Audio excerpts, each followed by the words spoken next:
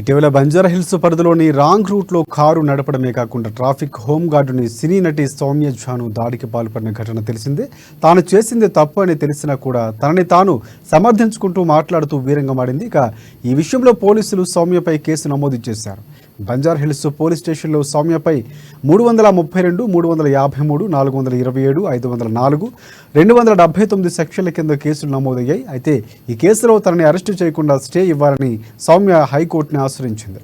ఈ పిటిషన్ని విచారించిన court arrest చేయకుండా 40A ప్రొసీడింగ్స్ని ఫాలో అవ్వాలని ఆదేశం ఇచ్చింది. అలాగే మార్చి 11వ తేదీన ఉదయం 11 గంటల నుంచి సాయంత్రం 5 గంటల వరకు విచారణకు హాజరు కావాలంటూ సౌమ్యకి కోర్టు ఆదేశాలు ఇచ్చారు.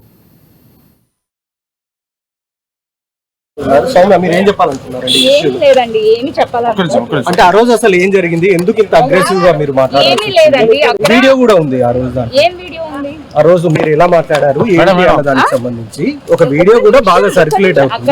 మీరు ఏం చెప్పాలనుకున్నారు ఈ అంశం? నేను చెప్తానండి, ఇది అయిపోయిన తర్వాత చెప్తాను. డెఫినెట్లీ ఈ రోజు ఏం ఏమీ లేదండి, వాళ్ళు నన్ను పిలిచారు, నా డీటెయిల్స్ తీసుకున్నారు, అంతే, ఇదే జరిగింది.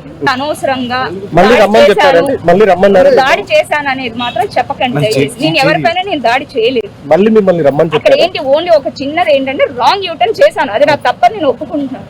దయచేసి ఇవన్నీ అనకండి. ఇంకోటి, ఆ కార్ నాది కాదు, జాగ్వార్ పాప అని వేస్తున్నారు, వేయకండి, అది నాది కాదు, నా ఫ్రెండ్ది.